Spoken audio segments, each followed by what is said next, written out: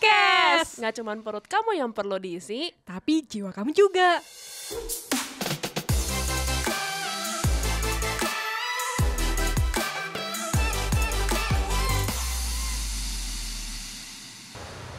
Hai Diners, kembali lagi dengan Nanat di sini.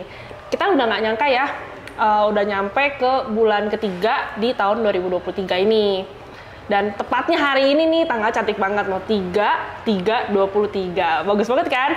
Makanya karena hari ini hari spesial, tanggalnya cantik, aku kedatangan tamu yang spesial juga pastinya. Boleh dong perkenalan diri? Halo, saya Ronald, saya seorang dokter. Senang ketemu kamu, Nat.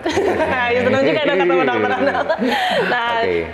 sebenarnya kan dia kan ini dokter Ronald ini adalah seorang dokter. Nah, dokter ini sebenarnya pelayanannya di pasien apa aja sih? Kayak maksudnya internal atau apa gitu? Saya dokter umum, tapi saya mengkhususkan diri untuk melayani orang-orang dengan HIV/AIDS. Oh, dokter HIV/AIDS. Oke. Bukan orang dokter Oh, HIV/AIDS. bukan. Dokter yang melayani Oh, orang-orang dokter. dengan HIV/AIDS gitu. Dokter yang melayani. Ya. Sebenarnya aku pengen nanya sih. Jadi dokter itu tuh emang panggilan dari dulu, cita-cita atau gimana sih, Dok? Ya, itu memang panggilan saya dan juga passion saya.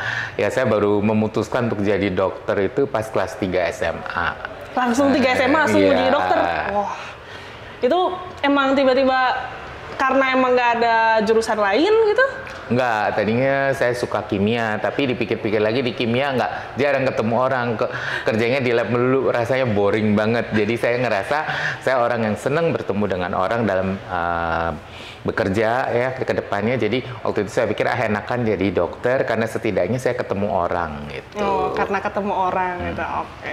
Dokter adalah seorang dokter yang melayani pasien HIV/AIDS. Nah, sebenarnya kayaknya mungkin all day diners ada yang belum tahu nih, HIV/AIDS tuh apa sih? Coba boleh dong kayak kasih penjelasan sedikit aja gitu.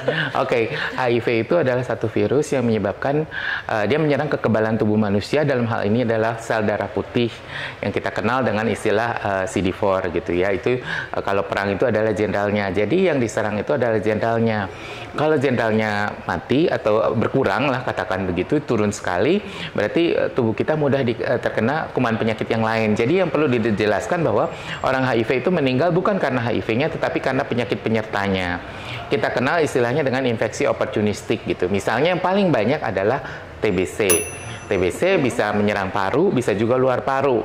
Nah, luar paru itu bisa mulai dari otak. Mungkin pernah lihat di sosial media ada katakan ada orang-orang tertentu atau misalnya seleb yang meninggal karena meningitis. Ternyata diketahui bahwa dia ada latar belakang HIV-nya juga begitu ya. Jadi pada dasarnya karena daya tahannya turun, maka mudah terkena penyakit penyerta. Yang lain bisa apa aja, misalnya toksoplasma yang bisa menyerang otak, atau jamur di lidah, atau misalnya kanker tertentu, misalnya kanker kelenjar getah bening tertentu, itu mudah terkena pada orang yang HIV. Nah, mungkin orang juga bertanya gitu, bagaimana penularannya? Nah, ini ada 4 cairan utama. 4 cairan utama itu adalah darah, kemudian cairan sperma, cairan vagina, dan air susu ibu. Jadi dari sini kita tahu penularannya adalah kalau kita bertekar jarum suntik dengan orang yang HIV positif, ya. Apalagi kalau orangnya belum minum ARV atau obat begitu. Kedua adalah berhubungan seks dengan orang yang HIV positif. Ketiga adalah penularan dari ibu yang HIV positif ke bayinya. Nah, ini terjadi terutama adalah kalau pada orang-orang yang mengidap HIV tetapi mereka belum minum antiretroviral.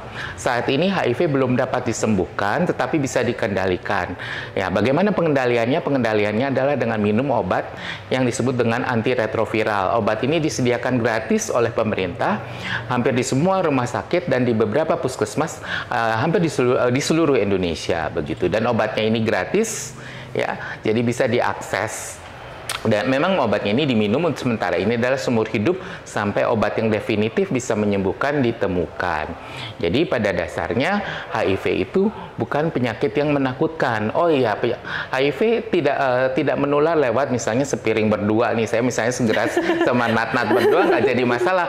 Cuma kalau sayanya HIV, Nat-Natnya mensret, saya yang ketularan mensretnya gitu. Ya, yang kedua adalah tidak menular lewat ciuman gitu ya. Air liur itu kalau mau menular itu butuh 1 galon aqua gitu kan, kebayang baunya kayak apa ya begitu.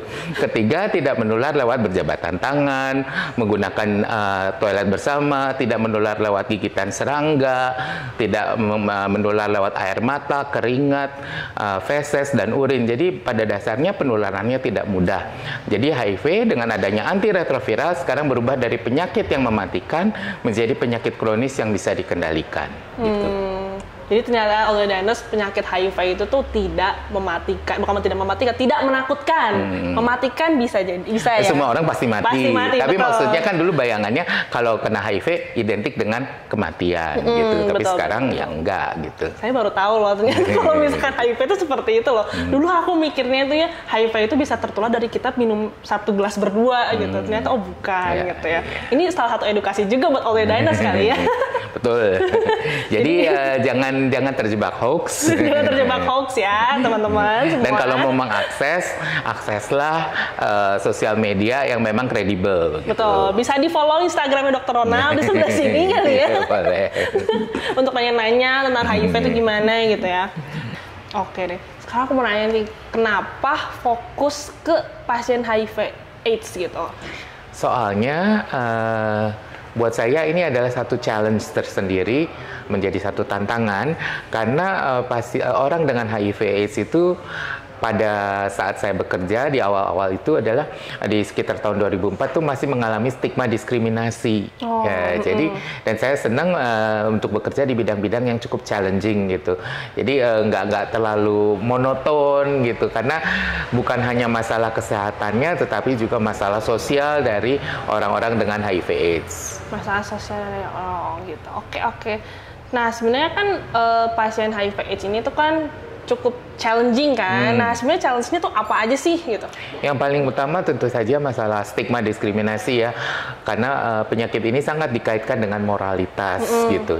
Ya betul bahwa ada kaitan dengan moralitas tetapi tidak 100% gitu. Contohnya ibu rumah tangga yang terkena dari suaminya atau misalnya anak-anak yang lahir dari ibu yang HIV positif. Jadi saya sebagai dokter artinya saya tidak mau ya artinya kita terjebak ke dalam isu moralitas gitu. Artinya saya tidak mau bersikap judgmental gitu. Jadi ya kita menghargai dan melayani pasien tidak melihat latar belakangnya, mau latar belakangnya apapun juga, agamanya, rasnya, alirannya, saya nggak jadi masalah gitu. Karena itu sesuai dengan panggilan dan juga sumpah saya sebagai seorang dokter. Kan di dunia kedokteran ini tuh kan pasti banyak organisasi-organisasi dong. Nah, organisasi apa sih yang dokter ikutin gitu? Kalau sebagai dokter kita pasti ikut satu namanya organisasi profesi yaitu Ikatan Dokter Indonesia. Di samping itu saya di bidang HIV saya terlibat di Komisi Penanggulangan AIDS Kota Bandung. Penanggulangan AIDS Komisi Penanggulangan AIDS Kota Bandung. Oh, berarti itu salah satu organisasi negara juga ya? Jadi itu satu organisasi di bawah Pemda ya, pemerintah daerah Kota Bandung. Jadi ada di bawah Pemda. Kan sebenarnya kan kalau misalkan masuk ke organisasi negara itu kan cukup sulit ya, kayak tantangannya besar, bebannya berat nih ngomongin soal negara gitu kan, atau juga. ngomongin soal daerah gitu kan. Nggak juga sih. Berat gitu. Nggak juga, itu challenge. Jadi sebetulnya kita yang masuk di komisi itu kita kerjanya atau kita menolong, kita berpartisipasinya itu tanpa bayaran gitu istilahnya. Tanpa bayaran. Iya, yang digaji itu adalah staf kantor saja, tapi kami yang terlibat di situ hampir mungkin 30 orang itu tanpa gaji gitu. Jadi kita punya pekerjaan masing-masing karena sebetulnya namanya juga Komisi Penanggulangan AIDS itu adalah koordinasi dari dinas-dinas yang terkait untuk bersama-sama menanggulangi masalah HIV/AIDS di Kota Bandung ini. Sebetulnya ini juga ada di level provinsi, tapi saya terlibat yang di level kota begitu. Oh, sebenarnya gimana ya ngomongnya? Aku jadi kepikiran juga sih kan. Kalau misalkan tidak dibayar itu berarti seperti pelayanan juga gitu ya? Iya, betul. Kasusnya berarti seperti pelayanan gitu ya? Kok mau sih gitu pelayanan tanpa digaji gitu? Karena saya sangat senang dengan satu orang, dia mengatakan bahwa kita itu bisa berpartisipasi untuk membangun satu kesejahteraan kota. Kalau kota kita sejahtera, kita juga ikut gitu. Saya sendiri juga mendapatkan keuntungan begitu. Artinya bukan hanya karena masyarakat yang diuntungkan, tapi kita yang terjun di dalamnya juga mendapatkan keuntungan begitu. Betul sih. Kalau misalkan kota kita sejahtera, kita juga lebih damai gitu kan ya. Betul. Bener. Challenge-nya apa sih kalau waktu di dalam organisasi ini gitu? Challenge-nya gitu. Apakah karena masalah digaji mah mungkin kan itu kan pelayanan juga, bener kan?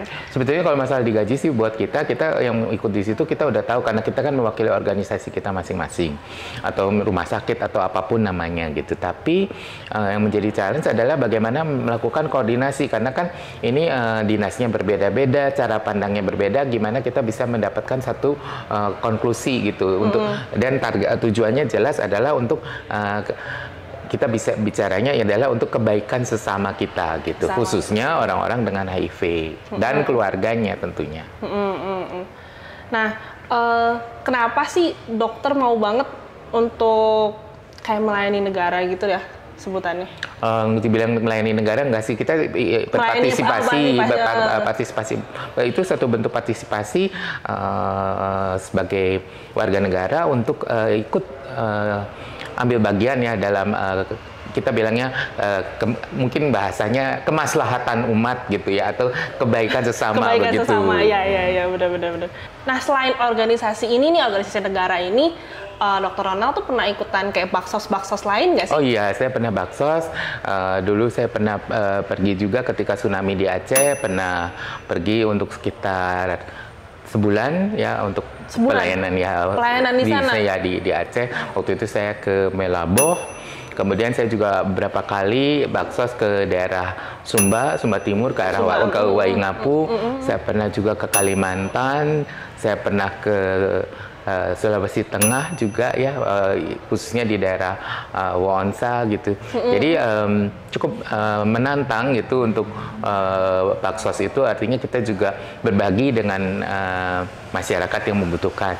Tapi jujur aja ya, sebetulnya kalau kita ikut baksos gitu atau pelayanan medis, biasanya yang lebih terpenuhi secara spiritual adalah diri kita sendiri gitu. Kenapa itu? Karena biasanya ada satu kepuasan gitu ya, dan biasanya ini sulit diceritakan, tetapi itu ada kepuasan tersendiri gitu bahwa kita bisa melayani, bukan hanya melayani diri sendiri, tapi kita juga yang dasar utamanya adalah kita melayani Tuhan dan juga melayani sesama. Wah, sebenarnya kalau misalkan ke pedalaman itu kan agak menakutkan kan ya, apalagi kita misalnya seorang dokter gitu kan yang udah kesannya dokter tuh pasti orang kaya gitu kesannya. Kalau enggak juga kali. Dari pandangan orang-orang tuh kayak, oh lu jadi dokter lu pasti kaya gitu kan. Kan orang-orang kayak gitu tuh kan kayak berpikirannya, wah mau nih ke daerah-daerah terpencil yang gak ada sinyal kan ya pastinya di sana kan ya. Iya.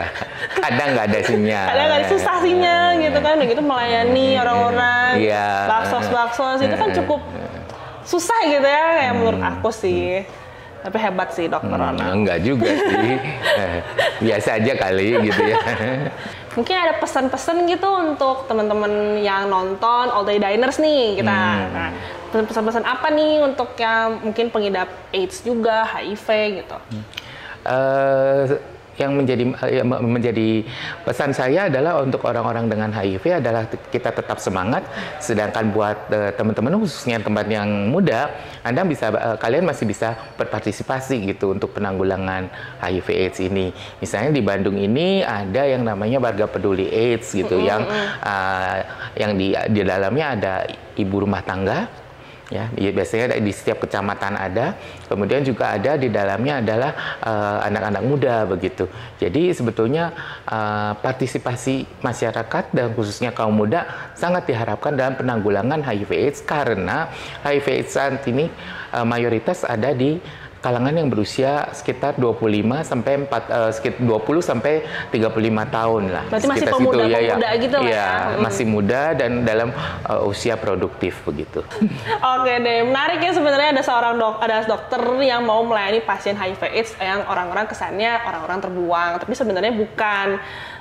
Dan itu tuh bisa menjadi teladan buat kita juga gitu. Betul. Seperti kita nih yang masih muda-muda ini, kita tuh masih bisa seperti Dr. Ronald yang mau melayani dan belajar untuk menjadi dampak untuk masyarakat luas. Thank you Dr. Ronald udah datang di Danin Podcast ini buat sharing tentang pengalaman dokter dan pelayanan dokter melayani pasien-pasien HIV dan AIDS. Nah, teman-teman All Day Diners, di bulan ini, di bulan Maret ini, kita tuh bakal ngebahas tentang pelayanan-pelayanan sosial loh. Jadi stay tune ya. Jangan lupa nonton next episode loh. Oke, see you in the next podcast. Share food, Share goodness. bye-bye. Bye. Thank you all the diners yang udah listening to our podcast ya. All the Diners, kalau All the Diners punya kritik, saran, atau masukan apa sih yang bisa kita bahas di podcast ini, All the Diners bisa DM kita di Instagram di @alldaydining_. Dan jangan lupa follow sosmed kita yang lain ya, yang ada di sini. See you in the next podcast. Bye. Jangan lupa follow. Dine In Podcast. Share food. Share goodness.